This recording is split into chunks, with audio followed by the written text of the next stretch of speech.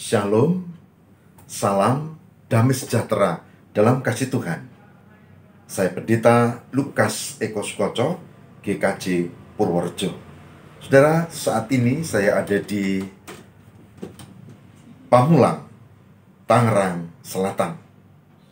Saya berdoa, semoga ibu, bapak, dan saudara ada dalam penyertaan Tuhan senantiasa. Dan saya berdoa, semoga kasih dan kesetiaan Tuhan menyertai kita semua. Saudara yang terkasih di dalam Tuhan, kita pasti punya rencana. Rencana tentang diri, rencana tentang pekerjaan, rencana tentang pendidikan atau apapun juga. Dan kita juga pasti pernah rencana yang sudah dibuat bagus ternyata tidak terjadi. Bahkan kita mungkin juga pernah punya pengalaman ada rencana yang tidak terduga tapi ternyata bisa terlaksana. Nah, hari ini saya akan membahas tentang rencana dan kaitannya dengan berkat penyertaan Tuhan. Saat ini saya mengajak bahwa dalam hidup ini ada rencana, tapi rencana-rencana itu sebetulnya dikendalikan oleh Tuhan sendiri. Saudaraku yang terkasih di dalam Tuhan, saya akan membaca dan mari kita bersama cermati Yesaya 55. Yesaya 55 ayat 8 dan 9. Yesaya 55 ayat 8 dan 9. Yang demikianlah sabda Tuhan. Sebab rancanganku bukanlah rancanganmu, dan jalanku bukanlah jalanmu. Demikianlah firman Tuhan. Seperti tingginya langit, demikian tingginya jalanku dari jalanmu, dan rancanganku dari rancanganmu. Saya akan ulang baca Yesaya 55 ayat yang ke-8 dan 9. Sebab rancanganku bukanlah rancanganmu, dan jalanmu bukanlah jalanku. Demikianlah firman Tuhan.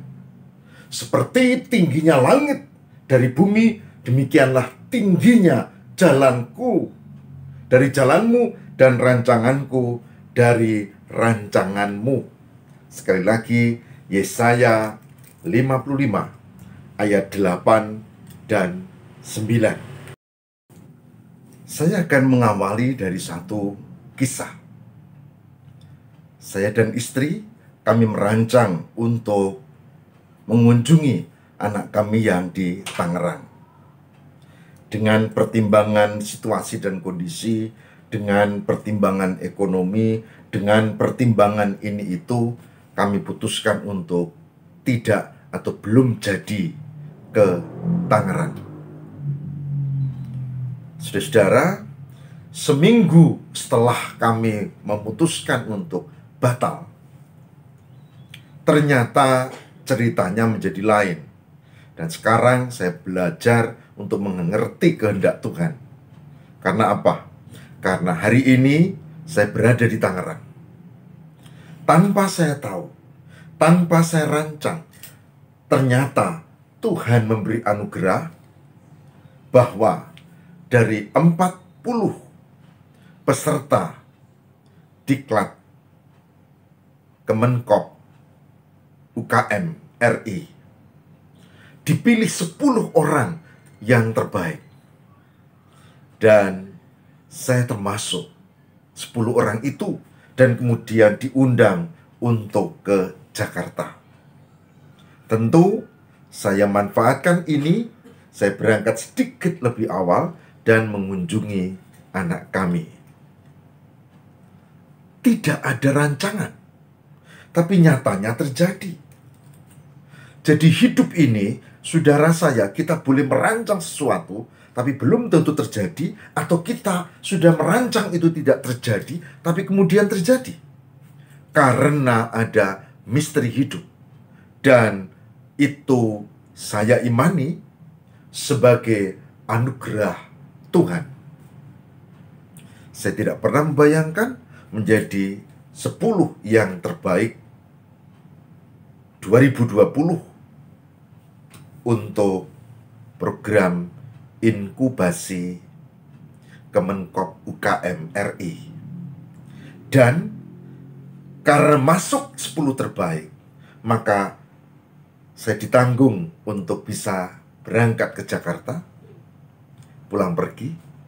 Dan itu berarti kami bisa mengunjungi anak dan tinggal memikirkan untuk transport istri. Saya cuma mau katakan, saudara, bahwa itulah yang sering terjadi dalam hidup. Sekali lagi, kita sudah merancang bagus, nggak berhasil. Kita sudah tidak merancang, tapi ternyata berhasil. Lalu apa yang kita buat? Satu, yang penting adalah kita membuat perencanaan. Dan yang kedua, yang paling penting adalah mengikut sertakan Tuhan dalam perencanaan, karena Dia yang punya rancangan yang tidak tergagalkan. Saudara, bacaan kita Yesaya 55 ayat 8 dan 9 bicara bahwa rancangan Tuhan belum tentu rancangan kita. Rancangan kita belum tentu rancangan Tuhan. Bahkan dikatakan di ayat 9, seperti tingginya langit dari bumi, demikian tingginya jalanku dari jalanmu dan rancanganku dari rancanganmu. Oleh sebab itu, saudara, saya mengajak, mari kita belajar untuk menghayati hidup dengan cermat, dengan serius, tapi juga dengan iman. Dengan cermat, dengan serius, tapi juga dengan iman. Saudaraku yang terkasih di dalam Tuhan, dengan cara hidup yang seperti ini, maka kita akan tenang menjalani kehidupan. Kita boleh membuat perencanaan, program, jangka pendek, jangka menengah, jangka panjang. Mungkin itu berhasil, mungkin kurang berhasil, atau tidak berhasil. Tapi tetap membuat perencanaan. Yang kedua, kita juga jangan lupa bahwa di dalam membuat perencanaan itu, kita mengikut sertakan Tuhan yang akan menolong kita, yang akan menjamin apakah itu sesuai kehendaknya atau tidak. Oleh sebab itu, saudara, sebagai hambanya, saya mengajak, mari kita belajar mengerti kehendak Tuhan, dan kita juga mengerti apa yang terjadi atas hidup kita. Tapi satu hal yang pasti, apapun yang terjadi, jangan pernah melupakan Tuhan. Saya ulangi, apapun yang terjadi, jangan pernah melupakan Tuhan.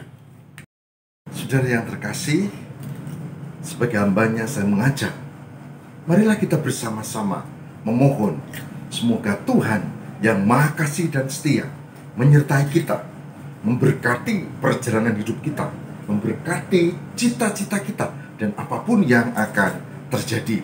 Mari kita bersama hening sejenak dan kita berdoa kepada Tuhan.